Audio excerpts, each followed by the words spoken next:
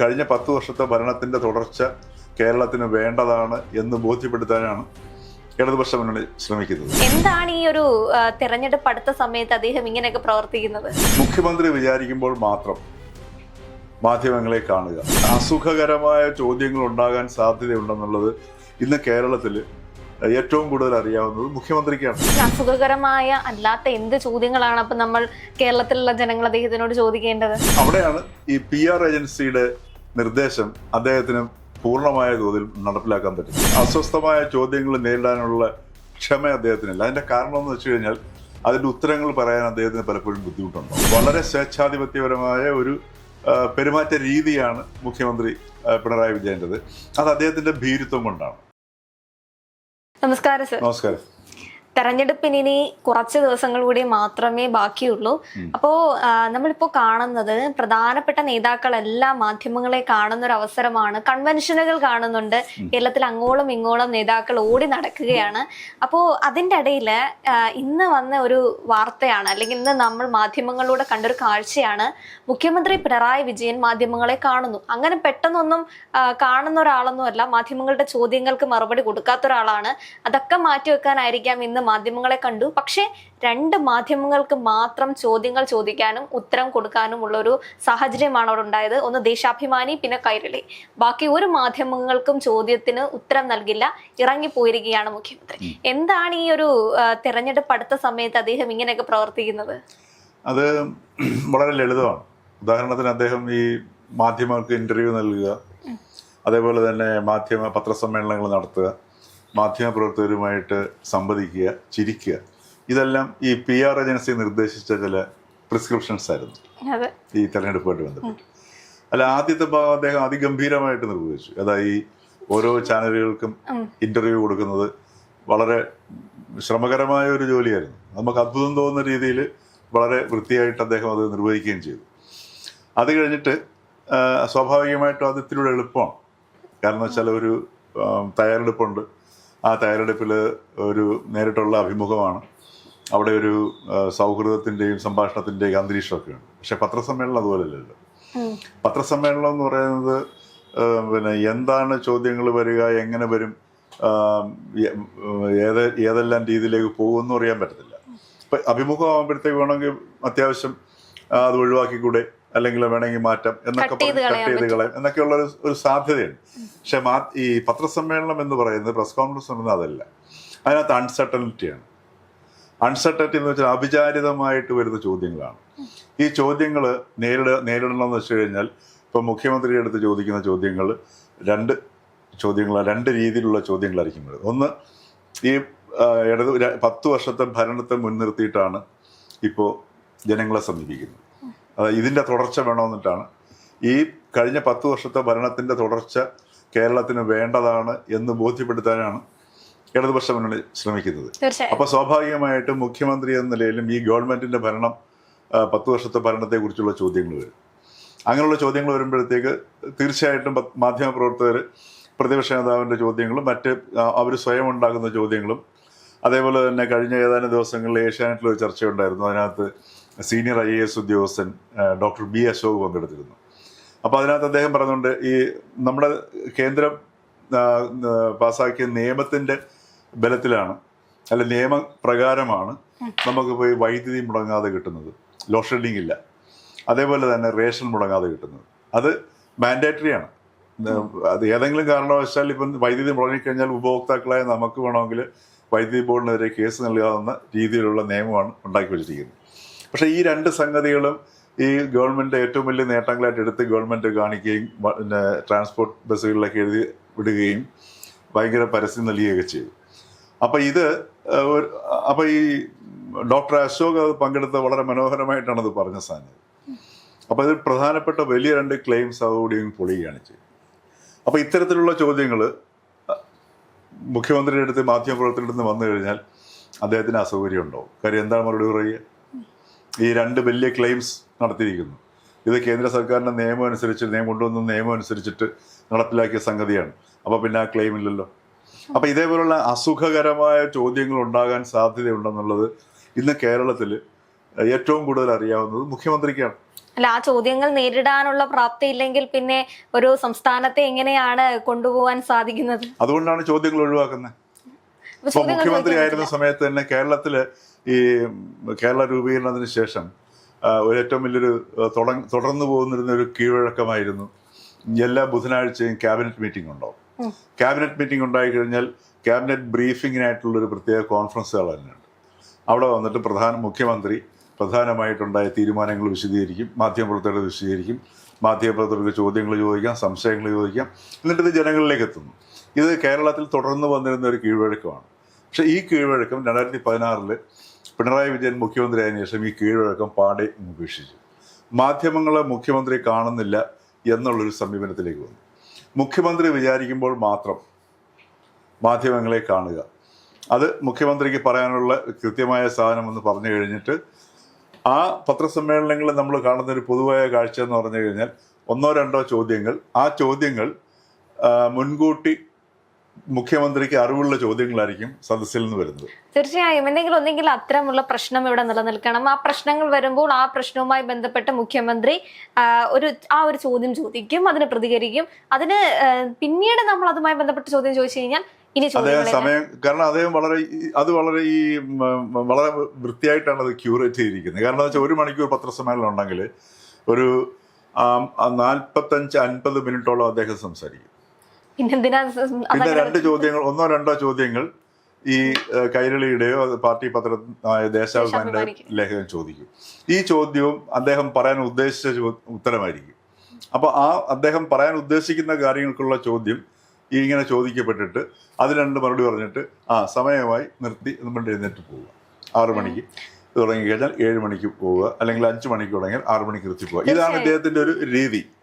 അപ്പൊ ഈ രീതി എന്തിനാണെന്ന് വെച്ച് കഴിഞ്ഞാൽ അസുഖകരമായ ചോദ്യങ്ങൾ ഒഴിവാക്കുക. അല്ല, ഇദ്ദേഹത്തിന് അസുഖകരമായ അല്ലാത്ത എന്ത് ചോദ്യങ്ങളാണ് അപ്പൊ നമ്മൾ കേരളത്തിലുള്ള ജനങ്ങൾ അദ്ദേഹത്തിനോട് ചോദിക്കേണ്ടത്? അല്ല, അതുകൊണ്ടാണ് 2 ചോദ്യങ്ങളിൽ അത് ഒതുക്കുന്നത്. ദേശാഭിമാനിയുടെയും കൈരളി ടിവിയുടെയും ചോദ്യങ്ങൾ അസുഖകരമാവില്ല. അത് കഴിഞ്ഞു കഴിഞ്ഞാൽ അദ്ദേഹം എഴുന്നേൽക്കുന്നു. അദ്ദേഹം ഈ മുഖ്യമന്ത്രി, അവിടെയാണ് ഈ PR ഏജൻസിയുടെ നിർദ്ദേശം അദ്ദേഹത്തിന് പൂർണ്ണമായ തോതിൽ നടപ്പിലാക്കാൻ പറ്റുന്നില്ല. അദ്ദേഹം പെട്ടെന്ന് ക്ഷുഭിതനാവുന്നു. അദ്ദേഹത്തിന് ഈ അസ്വസ്ഥമായ ചോദ്യങ്ങൾ നേരിടാനുള്ള ക്ഷമ അദ്ദേഹത്തിനില്ല. അതിന്റെ കാരണം എന്ന് വെച്ച് കഴിഞ്ഞാൽ അതിന്റെ ഉത്തരങ്ങൾ പറയാൻ അദ്ദേഹത്തിന് പലപ്പോഴും ബുദ്ധിമുട്ടുണ്ടാവും. നമുക്ക് എപ്പോഴും ഒരു ബുദ്ധിമുട്ടുണ്ടാവുന്ന സന്ദർഭങ്ങളിലാണ് നമുക്ക് ക്ഷോഭവും ദേഷ്യവും ഒക്കെ വരുന്നത്. തീർച്ചയായും. അതോടൊപ്പം തന്നെ മറ്റൊരു കാര്യം കൂടെ ഉണ്ട്. ഇന്ന് പതിവിൽ നിന്നും വ്യത്യസ്തമായി മാധ്യമങ്ങൾ അങ്ങോട്ട് ചോദിക്കുന്നുണ്ട്, എന്നാ പിന്നെ നിങ്ങൾക്ക് ദേശാഭിമാനിയുടെയും കൈരളിയെ മാത്രം വിളിച്ചാൽ പോരായിരുന്നോ? മാധ്യമങ്ങൾ കാണുന്നുണ്ടെന്ന് പറഞ്ഞാൽ എല്ലാ മാധ്യമങ്ങളും വരും. അപ്പൊ എല്ലാവരെയും പരിഗണിക്കുക, അല്ലെങ്കിൽ എല്ലാവരുടെയും ചോദ്യങ്ങൾക്ക് ഉത്തരം നൽകുക എന്നുള്ളതാണ്. ഇത് മുഖ്യമന്ത്രി ഇങ്ങ് പോകുന്നവരെ ഇവർ ഉറക്കെ പറയുന്നുണ്ട്, ഇത് നീതിയല്ല, നിങ്ങൾ കാണിക്കുന്ന തെറ്റാണെന്ന്. അപ്പൊ മുഖ്യമന്ത്രി അവിടെ പോയിട്ടൊന്ന് തിരിഞ്ഞു നോക്കുന്നുണ്ട്, തിരിച്ചു വീണ്ടും വരുന്നുണ്ട്. അതെ, തിരിച്ചു വരുന്നുണ്ട്. എന്നിട്ട് വീണ്ടും മൈക്ക് ഓൺ ചെയ്തിട്ട് അദ്ദേഹം പറയുന്നത് ചോദ്യങ്ങൾ മനസ്സിലുണ്ടായാൽ പോലെ അത് ചോദിക്കണമെന്ന് പറയുന്നത്. ഇത് ശരിക്കും പറഞ്ഞാൽ ഇതൊരു മനഃശാസ്ത്ര പഠനത്തിന് വിധേയമാക്കേണ്ടതാണ്. ഈ മുഖ്യമന്ത്രിയുടെ ഈ സ്വഭാവ വൈശിഷ്ട്യങ്ങൾ വളരെ ഇതൊക്കെ വിദേശ രാജ്യങ്ങളിലൊക്കെയാണ്. ഇപ്പോൾ അമേരിക്കയിലൊക്കെ ആണെങ്കിൽ ഇത് കൃത്യമായിട്ട് അവർ മാനസിക എന്താ പറയുക, ഒരു സൈക്കോളജിക്കൽ സ്റ്റഡിക്ക് വിധേയമാക്കാവുന്ന സാധനം. ഇത് പഠിക്കാൻ വേണ്ടിയിട്ടാണോ ഇടയ്ക്കിടയ്ക്ക് മുഖ്യമന്ത്രി അമേരിക്കയിലേക്ക് സന്ദർശനം നടത്തുന്നത്? പ്രത്യേക ക്ഷണപ്രകാരം താങ്കളൊന്ന് ഇവിടേക്ക് വരണം, താങ്കളുടെ സ്വഭാവങ്ങൾ എങ്ങനെയാണെന്ന് നമുക്കൊന്ന് പഠിക്കണം. അത് നമുക്കറിയില്ല. പക്ഷെ എന്നിരുന്നാലും ഇത് പറഞ്ഞു കഴിഞ്ഞാൽ അദ്ദേഹത്തിന് എന്തുകൊണ്ടാണ് സുഖകരമല്ലാത്ത ചോദ്യങ്ങൾ ഒരു വ്യക്തിക്ക് നേരിടാൻ പറ്റാത്തത്? അദ്ദേഹം അസ്വസ്ഥമാവുന്നു. സുഖകരമല്ലാത്ത ചോദ്യങ്ങൾ എന്ന് പറഞ്ഞാൽ അവിടെ ചോദിച്ചിട്ടുണ്ടായിരുന്നത് ഒന്ന് ഇദ്ദേഹത്തിന്റെ ഈ PR വർക്കുകളെ പറ്റിയിട്ട്. അത് ഇദ്ദേഹത്തിന്റെ മണ്ഡലത്തിൽ നിന്ന് വന്ന ഒരു കാര്യമായിരുന്നു. 40 കോടിയോളം രൂപയാണ് ധർമ്മടത്ത് ശ്രീ പിണറായി വിജയന് വേണ്ടിയിട്ട് ചിലവഴിക്കുന്നത്. അതും തെരഞ്ഞെടുപ്പ് വികസനങ്ങളൊന്നുമല്ല, തെരഞ്ഞെടുപ്പ് പ്രചരണത്തിന് വേണ്ടി ഉപയോഗിക്കുന്നതാണ് ഈ 40 കോടി രൂപ PR. അതിനുശേഷം ഇദ്ദേഹത്തിന്റെ PR വർക്കുകളുടെ കണക്കുകൾ വന്നു. അത് ശ്രീ മോഹൻലാലിനോടുള്ള അഭിമുഖം തൊട്ട്, അല്ലെങ്കിൽ മോഹൻലാൽ എടുത്ത അഭിമുഖം തൊട്ട് നാളിതുവരെ ഈ ഇലക്ഷൻ, ഈ കഴിഞ്ഞ ദിവസം വരെ അദ്ദേഹത്തിൻ്റെതായി പുറത്തു വന്ന അഭിമുഖങ്ങൾ, ഇതിനൊക്കെ ചിലവഴിച്ച തുകകളുടെ കണക്ക്, പിന്നീട് ഈ ഒരു സർക്കാർ നിലനിൽക്കുന്ന കാലത്ത് വന്നിട്ടുള്ള ഇപ്പൊ ഈ അടുത്ത ജി സുധാകരന്റെ വന്നിട്ടുള്ള പ്രശ്നം മുതൽ വിമതരുടെ പ്രശ്നങ്ങൾ, അതേപോലെ പാർട്ടി വിട്ടുപോയവരുടെ പ്രശ്നം, പിന്നെ സ്വർണ്ണക്കൊള്ള, ഈ കാര്യങ്ങളെ പറ്റിയിട്ടൊക്കെയാണ് ഈ റെപ്പറ്റീഷനായി മാധ്യമങ്ങൾ ചോദിച്ചുകൊണ്ടിരിക്കുന്നത്. അപ്പൊ അതിന് അദ്ദേഹത്തിന് മറുപടി പറയാൻ ബുദ്ധിമുട്ടുണ്ടാവും. കാര്യം ഇലക്ഷൻ പീരീഡ് അല്ലേ. ഇപ്പൊ മറിച്ച് ചില സന്ദർഭങ്ങളിൽ അദ്ദേഹം തയ്യാറായിട്ട് വന്നിട്ട് ഉത്തരം പറയാറുണ്ട്. ആ തയ്യാറായിട്ട് വരുന്ന ഉത്തരത്തിനകത്ത് അദ്ദേഹത്തിന് പറയാൻ ബുദ്ധിമുട്ടുള്ള ചോദ്യങ്ങൾ വരുമ്പോൾ അദ്ദേഹം പറയുന്നത്, എൻ്റെ ജീവിതം ഈ കേരളത്തിലുള്ള എല്ലാവർക്കും അറിയാം, അത് ഞാൻ പ്രത്യേകിച്ച് പറയേണ്ട ആവശ്യമില്ല, ജനങ്ങൾക്കെല്ലാം അറിയാം. അതേപോലെ എൻ്റെ മടിയിൽ കനമില്ല, എൻ്റെ കൈകൾ ശുദ്ധമാണ്. എന്നെ കുറിച്ചിട്ട് അങ്ങനെ പറഞ്ഞു കഴിഞ്ഞാൽ വിശ്വസിക്കത്തില്ല. അദ്ദേഹം ചിലപ്പോൾ ഒരു തന്ത്രപരമായ ഒരു ചിരിയും ചിരിക്കും. ഇത്തരം ചില സംഗതികൾ കൊണ്ടാണ് ഈ സാധാരണ അദ്ദേഹം തയ്യാറെടുപ്പോട് വന്ന് ഈ അസുഖകരമായ ചോദ്യങ്ങളെ നേരിടുന്നത്. പക്ഷേ ഈ ഇലക്ഷൻ സമയത്ത് ഈ PR ഏജൻസി പറഞ്ഞിട്ടുണ്ട്, അതായത് ഈ മാധ്യമ സമ്മേളനങ്ങൾ നടത്തണം, അതിലൂടെ വാർത്തകൾ സൃഷ്ടിക്കണം, അത് ഓളം സൃഷ്ടിക്കലാണല്ലോ.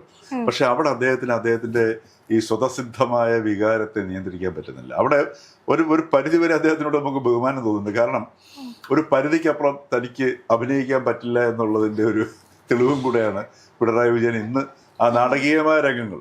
സത്യം പറഞ്ഞാൽ കേരള ചരിത്രത്തിൽ ആദ്യമായിട്ടാണ് ഒരു മുഖ്യമന്ത്രിയുമായിട്ട്, അതല്ലെങ്കിൽ ഒരു നേതാവുമായിട്ട് പോലും മാധ്യമ സമ്മേളനത്തിൽ അല്ലെങ്കിൽ പത്രസമ്മേളനത്തിൽ സംസാരിക്കാൻ വിമുഖത കാട്ടിയതിൻ്റെ പേരിൽ സംഭാഷണങ്ങൾ ഇങ്ങനെ നടക്കുന്നതും മാധ്യമപ്രവർത്തകർ ഒച്ചത്തിൽ സംസാരിക്കുന്നതും.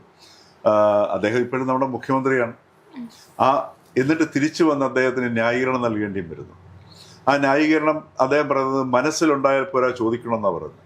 പക്ഷെ ആ ന്യായീകരണം ഒറ്റ നോട്ടത്തിൽ തന്നെ അദ്ദേഹം ചെയ്യുന്നത് അദ്ദേഹത്തിൻ്റെ ഭാഗത്ത് വന്ന വീഴ്ച മറയ്ക്കാനുള്ള ശ്രമമാണ് എന്ന് നമുക്ക് പ്രഥമ ദൃഷ്ടി അത് ബോധ്യമാവുന്നുണ്ട്. ഇതെല്ലാം സൂചിപ്പിക്കുന്നത് ഈ അസുഖകരമായ ഒട്ടേറെ സംഗതികൾ, ഉത്തരമില്ലാത്ത കുറെ ചോദ്യങ്ങൾ തനിക്ക് നേരിടേണ്ടി വരും എന്നുള്ള ഒരു ഭീതിയാണ്. ഇത് ഇപ്പൊ മാധ്യമങ്ങൾ ചോദിക്കുമ്പോഴല്ലേ പ്രശ്നം, ജനങ്ങൾ ചോദിക്കുമ്പോൾ ഈ ഒരു പ്രശ്നം വരുന്നുണ്ടോ? അതുകൊണ്ടാണല്ലോ അദ്ദേഹം വീട്ടിൽ പോയി ചോദിക്കാൻ പറയുന്നത്. അത് അണിയാണ് ചോദിച്ചത്, പാർട്ടിയുടെ ആളാണ് ചോദിച്ചത്. അത് പാർട്ടിയുടെ ആളാണെങ്കിൽ പോലും ഇത് ജനത്തിന്റെ ഇടയിൽ നിന്നൊന്ന ചോദ്യമാണ്.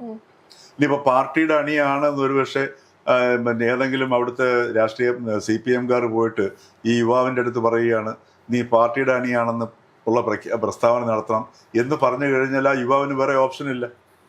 അതുകൊണ്ട് തന്നെ നമുക്കറിയില്ല അദ്ദേഹം പാർട്ടിയുടെ അണിയാണോ അല്ലയോ എന്നുള്ള കാര്യം പാർട്ടിയുടെ അണിയല്ല എന്ന് അയാളൊരു നിലപാട് സ്വീകരിക്കുകയാണെന്നുണ്ടെങ്കിൽ പിന്നെ അയാളുടെ നിലനിൽപ്പ് ബുദ്ധിമുട്ടിലാവും അല്ലേ? അപ്പൊ അതുകൊണ്ട് നമുക്ക് ഈ കാണുന്നതെല്ലാം തന്നെ നമുക്ക് അതേപടി സ്വീകരിക്കാൻ പറ്റത്തില്ല. അപ്പൊ ഇതൊക്കെ ഇന്ന് കേരളത്തിൽ നടക്കുന്ന സംഗതികളാണ്. വളരെ സ്വേച്ഛാധിപത്യപരമായ ഒരു പെരുമാറ്റ രീതിയാണ് മുഖ്യമന്ത്രി പിണറായി വിജയൻ്റെത്. അത് അദ്ദേഹത്തിന്റെ ഭീരുത്വം കൊണ്ടാണ്.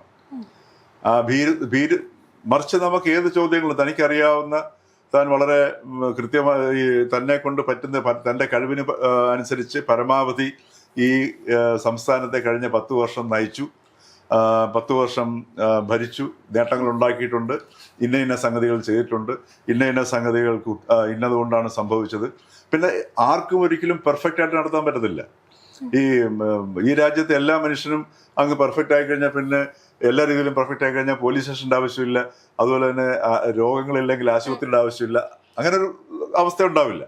അപ്പോൾ ഒരു പരമാവധി തൻ്റെ കഴിവിനനുസരിച്ചിട്ട് ഈ കഴിഞ്ഞ 10 വർഷം ഇന്ന മേഖലകളിൽ ചെയ്തു, ഇന്ന വീഴ്ചകൾ സംഭവിച്ചിട്ടുണ്ട്, അത് സ്വാഭാവികമാണ്, നടപടികൾ ഇന്ന എടുക്കുന്നുണ്ട്, ഇന്ന അന്വേഷണം നടക്കുന്നുണ്ട് എന്നൊക്കെ പറയാൻ പറ്റുന്ന ഒരു ആത്മവിശ്വാസവും ധൈര്യവും ഒരു ഭരണാധികാരിക്ക് വേണമെന്നുണ്ടെങ്കിൽ അദ്ദേഹം നിർവഹിച്ച ഭരണത്തെക്കുറിച്ച് അദ്ദേഹത്തിന് അഭിപ്രായം ഉണ്ടാവണം.